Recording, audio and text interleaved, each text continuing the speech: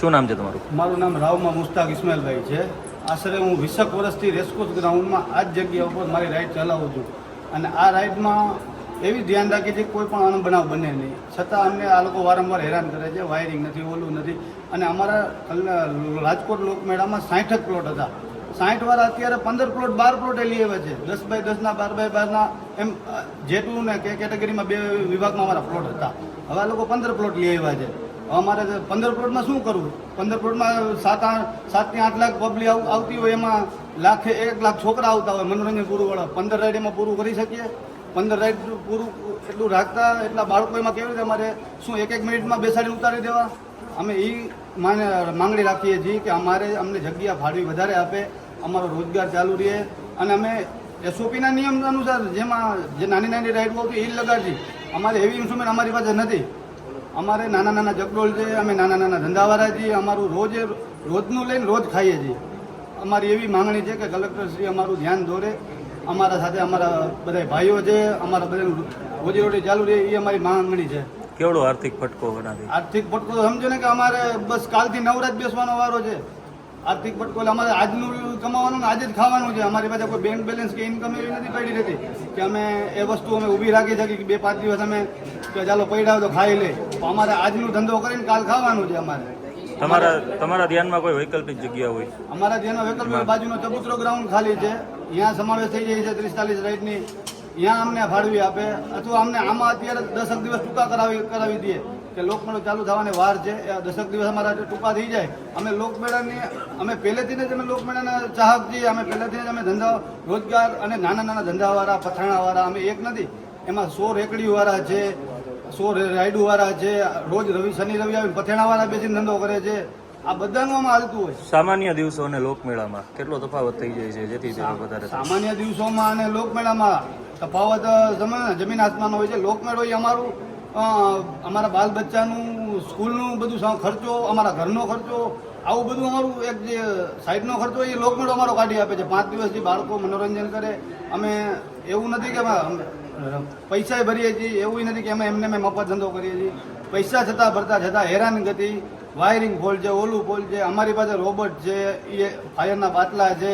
અમારે ખાલી એક જગ્યા નથી. જગ્યા એક બાજુ આપે તો અમે કન્સીલ વાયરિંગ કરી શકીએ છીએ.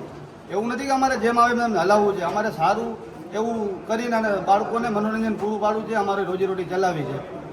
રાજકોટ મહાનગરપાલિકા દ્વારા જે રેસકોર્સ ગ્રાઉન્ડ આવેલું છે ત્યાં વર્ષોથી ચકેડી ધારકો ઘણા વર્ષોથી ત્યાં પોતાની રોજગારી માટે રાજકોટની જનતાને અને બાળકોનું મનોરંજન પૂરું પાડે છે, જેનું ભાડું પણ રાજકોટ મહાનગરપાલિકા વર્ષોથી વસૂલી રહી છે. જ્યારે રાજકોટની અંદર શાસ્ત્રી મેદાનમાં ભૂતકાળમાં મેળો થતો હોય, પછી રેસકોર્સ ગ્રાઉન્ડમાં મેળો આપણે લોકમેળો ટ્રાન્સફર કર્યો જે તે કલેક્ટરે જે તે સમયમાં, ત્યારે પણ આ લોકો ત્યાં જ ધંધો કરતા હતા. પણ જ્યારે મેળાના 10 દિવસ પૂર્ણ થતા હોય કે 10 દિવસ પછી મેળો ચાલુ થવાનો હોય ત્યારે આ લોકોને ત્યાંથી મેળાની અંદર સ્વીપ કરવામાં આવતા. પણ કલેક્ટર તંત્ર અને મ્યુનિસિપાલિટી કમિશનર તંત્ર બે તંત્રનો ક્યાંક તાલમેલ નથી એવું અમને વિરોધ પક્ષ તરીકે લાગે છે. કારણ કે ગઈકાલે હજી મેળાને 1 મહિનાની વાર છે. આશરે 300 પરિવારો ત્યાં રાજકોટની જનતા માટે મનોરંજન પૂરું પાડે છે નાની નાની રાઈડોમાં. તો કાલે મહાનગરપાલિકાની ટીમ દ્વારા માનસિક રીતે આ લોકોને પરિતાપ કરી અને ત્યાંથી પોતાની રેકડીઓ ઉપાડી લેવા માટે અનેકવાર 2 વાર મારે મ્યુનિસિપાલિટી કમિશનર શ્રી સાથે વાત થઈ. એમને કીધું કાલે 4 વાગ્યા લગીને રહેવા દો. વળી વાત થયા પછી પાછા અમે કોંગ્રેસ કાર્યાલયે જઈ તો પાછી ત્યાંની વિજિલન્સની ટીમ સાથે ઉપાડવા માટે આવે. એટલે ક્યાંક સંકલનનો અભાવ હોય એવું લાગ્યું. એટલે આજે કલેક્ટરશ્રીને અમે આવેદનપત્ર આપવા માટે આવ્યા છીએ કે આ લોકો છે એ રાજકોટની જનતાનું મનોરંજન પૂરું પાડે છે અને પોતાનું જે રોજીરોટી છે આ બે વસ્તુની અંદર તફાવત ક્યાંય ન થાય, કોઈના ઘરના ચૂલા બંધ ન થાય અને રાજકોટની જનતાનું મનોરંજન બંધ ન થાય, એના માટે વૈકલ્પિક જગ્યા લોકોને પાછળ આપો. અને જ્યારે લોકમેળો ચાલુ થાય, ભૂતકાળની અંદર પણ આ લોકોને મેળાની અંદર આપણે સમાવેશ કરતા હતા. કોઈ એવી મોટી રાઈડ નથી કે જે કલેક્ટરશ્રીના જે નિયમો છે જે મોટી રાઈડની અંદર એ આ લોકોને ક્યાંય નિયમો લાગુ પડતા નથી. એટલા માટે કે બધી નાની નાની રાઈડો છે, ચકેડીઓ ને એવું બધું છે, એટલે એ લોકોની રોજીરોટી પણ સારી રીતે ચાલે અને રાજકોટની જનતાને જે મનોરંજન છે એ પૂરું મળે. અને આ જગ્યા એ લોકો ખાલી કરવા માટે રેડી છે.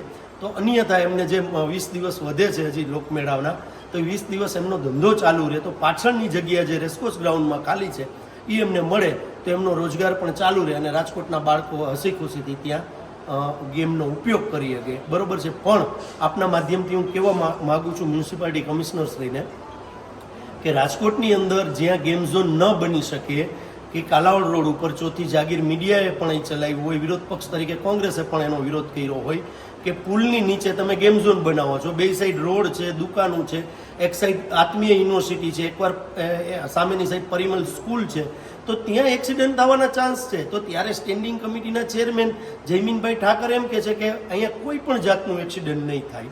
તો ત્યારે એ કમિશનરશ્રીને નથી દેખાતું કે માત્ર ભારતીય જનતા પાર્ટી કે એ જ વાત મ્યુનિસિપાલિટી કમિશનરને કરવાની છે કે લોકહિત માટે તમે કમિશનર તરીકે ત્યાં બેઠા છો, લોકોના પ્રાણ પ્રશ્નને વાચા આપવાની જગ્યાએ ભારતીય જનતા પાર્ટી જે રીતે કહે છે એ રીતે તમારે આગળ વધવાનું છે. અહીંયા કોઈ એક્સિડન્ટ થવાના ચાન્સ 90% નથી. 10% બાદ કરીએ, ગમે ત્યાં એક્સિડન્ટ થઈ શકે, પણ મોટું ગ્રાઉન્ડ છે, ગ્રાઉન્ડની અંદર એટલી ભીડ પણ નથી થતી. તો ત્યાં તમે મહાનગરપાલિકા બુદ્ધિનું પ્રદર્શન કરીને બોર્ડ મારો છો ક્યાંય એક્સિડન્ટ થશે તો અમારી જવાબદારી નહીં. તો ત્યાં એક્સિડન્ટ નહીં થાય એની ગેરંટી આપો, તો ગેરંટીનું બોર્ડ પણ મારો. એટલે બેધારી નીતિ છે. આ બેધારી નીતિ કોંગ્રેસ કોઈ હિસાબે ચલાવી નહીં લે. લોકો માટે અમે લડતા રહેશું.